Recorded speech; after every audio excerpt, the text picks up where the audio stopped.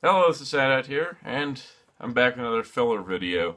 Unfortunately, I ran out of time this week to do the Model Kit Monday Barnaby Brooks Jr. review. I apologize for that. I was helping my mom, who is a teacher, with a kindergarten class that was going on a field trip, so she wanted some extra help, and I went and volunteered. And when I came home, I was like, oh, there's no video done, and I really don't have the time to put out a full review. So, today I'm going to be talking about my top 5 favorite anime, because I've been on an anime kick lately. Like a lot. And I figured it's Model Kit Monday. Everything I review on Model Kit Monday is pretty much anime based as it is. So, why not just do this video here? So, that's what we're doing today. Barnaby Brooks Jr. will get reviewed next week with a new poll. And that will continue then. There still will be 2 more reviews this week if all goes according to plan. So, here we go. Now, this is not going to be super fancy. I'm not going to have clips of the shows or anything. I'm just going to talk about them briefly, and then we'll go from there. I might make a longer version of this video later. I was thinking of like a top 20 anime, but then it's like, have I really seen 20 anime that I like that much? So, anyways, let's begin with number 5. Mobile Fighter G Gundam. Yeah, the show I review mostly Gundam kits from ends up as number 5. Gundam, this is my favorite Gundam show, G Gundam by far. I've only finished technically 3 shows, and I have started 0079, the original series, and I'm liking that better. It has its moments of good. It's mostly kind of just meh. And I was watching Gundam Wing, but I decided instead to watch, a show I've heard much better things about, Gundam 00. Also found it on DVD, which helps. But this is still my favorite Gundam shows. G Gundam. I highly enjoy this show because it isn't like the other Gundam shows. It's a fighting-based thing. It's different. It's a tournament. It's all the kind of anime things I like. And it's a really cool show. You have not checked this show out, and you're more of a Gundam purist. I still say that even if you like the regular style of Gundam shows, this is still a good show, just regardless of what series it comes from. And I really like it. The animation's really solid, the music's great, the characters are really good. I'm surprised at how much drama was in this show for being so, fighting based. But I love G Gundam, and already noticed that I've reviewed a couple G Gundam things already. But yes, Mobile Fighter G Gundam is awesome. Number 4, I have no physical thing to hold here, and that is FZero Falcon Densetsu, or Legend of Falcon. Now, this show was gone. There was no real record of it for a while. It existed. It had 49 episodes in Japan. It aired once, maybe twice. And there was a English dub that got canceled after 13 episodes, so it never got completed. But it was an anime based on the FZero video game series, my favorite video game series. So I love seeing an expansion on the characters, and it's really great. And it's not a racing anime per se. The races aren't the focus of, which I think is great, because it lets you see, if you want to have FZero races, go play the game. This is going to be more about the characters. And that's a really cool concept to go with. And I don't want to talk about it too much, because not many people have seen it in its entirety. Most people know it because FZero GP Legend on the Game Boy Advance, and then later FZero Climax, the Japan-only, currently last FZero game. Those are both based on the anime, but they take a completely different story, and it's a really cool show. And for a while, there was no way of watching it. There was the VHS recordings of the English dub, but the Japanese version kind of got lost. And then Dreadop and Zedop, a subgroup, just posted it on YouTube, and then they posted up a torrent link. And now it's out there. You can watch the whole show on YouTube now through their channel, English subs. It's a great show. I highly recommend it. The only reason it's at number 4, to me, is just numbers 1, 2, and 3 kind of top it a little bit. It does have some slow moments to it, and some of the characters just aren't fleshed out as well as they could be. But I love it so much because it's FZero, but it's the full expansion on the characters, which I think is wonderful. As there's a lot of cool characters in FZero that nobody talks about. Everyone knows Captain Falcon, but no one talks about Super Arrow, and Super Arrow is the coolest. So anyways, that is number 4. Never been released on home video in either country, so I got nothing to hold here. But Number 3, Mazinkaiser SKL, or Mazinkaiser Skull. This is a spin-off of the Mazinger series. It's a sort of retooling of Mazinkaiser. It's a little weird, hard to explain. It's a 3-part OVA, which you can see on Blu-ray here. I reviewed the Mazinkaiser Skull Super Robot Chogokin on the Soundout Story Chest, and you can probably tell from that video I really like Mazinkaiser Skull. This is only a 3-part OVA. It's not very deep in terms of story, but it's got some of the best robot action I've ever seen in an anime, and I've watched this thing several times, and I still don't get bored. Like, it's something that stuck with me. It's something I can watch again and again and not lose interest in, which is wonderful. I also love its soundtrack. Its soundtrack is probably the most metal anime soundtrack I've ever heard.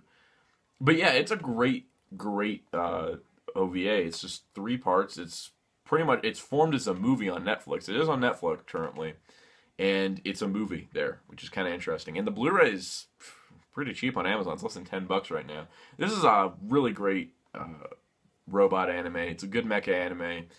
I still need to see the original Mazinger Z, and I also need to see Mazinkaiser. I'm more interested in the original Mazinkaiser, just based off robot design. But I'd highly recommend Mazinkaiser Skull. It's worth a watch. If you got Netflix, go ahead and watch it. It's about an hour and a half or so. It's great. If you like robots, if you like robot animes, you'll probably enjoy this. If you're looking for deep characters and plot, you're not going to find it here. But where you will find deep characters, plot, and action is my number 2 pick. This should come as no surprise, as what I was supposed to review today was from the series. That is Tiger and Bunny. Now, the thing with this series was that when I had watched it initially, I was caught up in the hype of the show.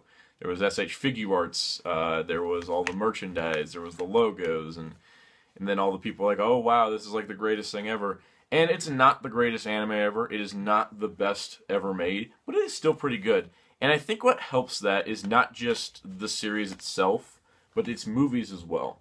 Because as I watched the show, I was like, oh, I really like the show again.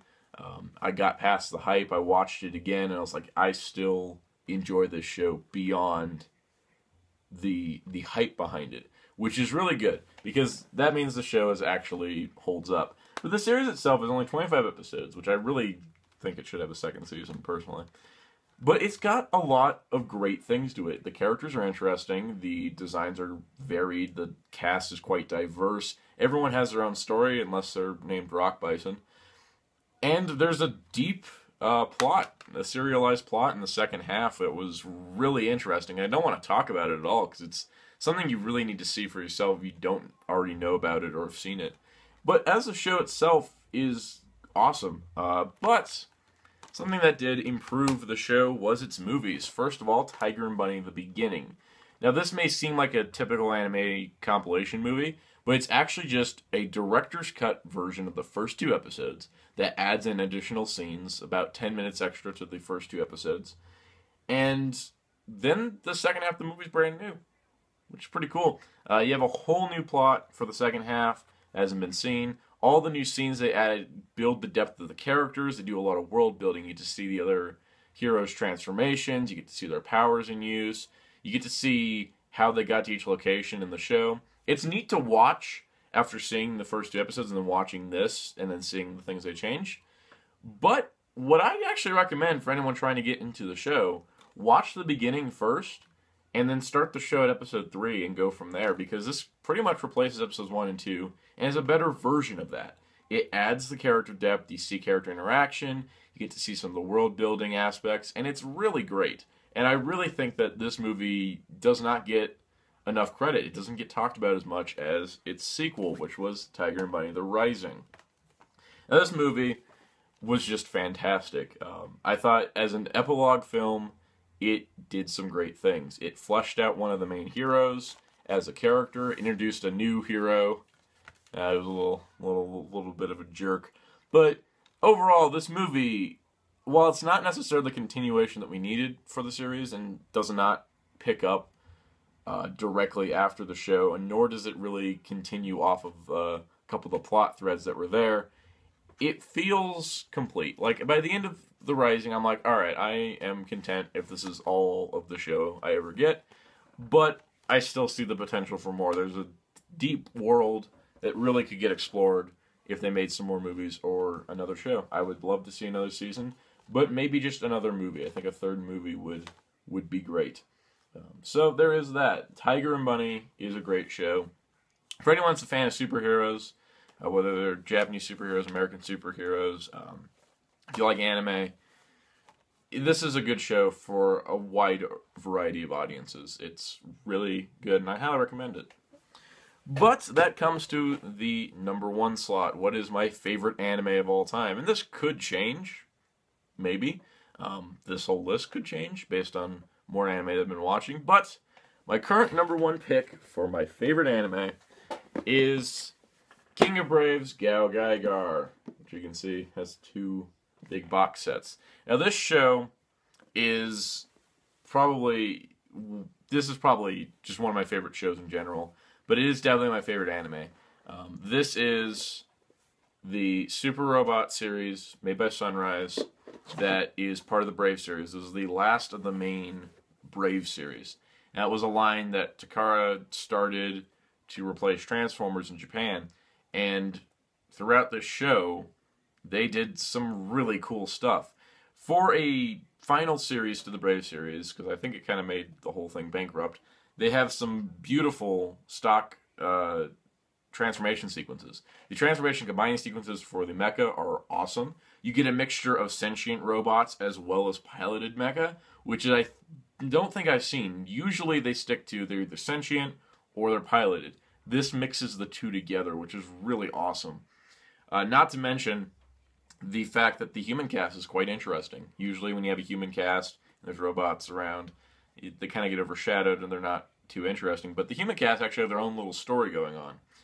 Plus, there is the sequel series, Gao Gaigar Final, which gave a great conclusion. At the end of the regular show, I felt satisfied. But then after Final, I felt complete. I feel like there could be more done, but it feels like a complete series between the 49 episodes of the original Gao Gaigar as well as Final. It's a great show, and it's not like, oh, this is like the greatest anime ever. This is my favorite anime because this is so much fun to watch. I've seen this show so many times. The first half got dubbed, the second half did not, which is unfortunate, but I gotta say that watching this show, I've seen it a couple times. I've seen it all the way through twice. I've seen it most of the way through a third time. This show is a show I revisit. I'll have its music will pop up in iTunes, and I'll just remember the show fondly, which is something that most anime can't do for me. I usually will forget things about them. I remember every second of the show, and I will remember it. This is something when I'm feeling down, I'll put in an episode of Gao Gaigar, either King Jader's first appearance or the Goldion Hammer. Whatever awesome moment happened, that's what's going to happen. That's what I'll watch. That's what I'll watch when I feel like watching something I know, and I want to watch something I enjoy. And I always go back to Gao Gaigar for that. Which is also why I have a shelf full of Super Robot Shigokins behind me, because I have all of them so far. But this is a great show. I would highly recommend it to anyone that's trying to get into robot anime or anime in general. It's a good starter show, I gotta say. But also, it is probably one of the best Super Robot series that have been produced.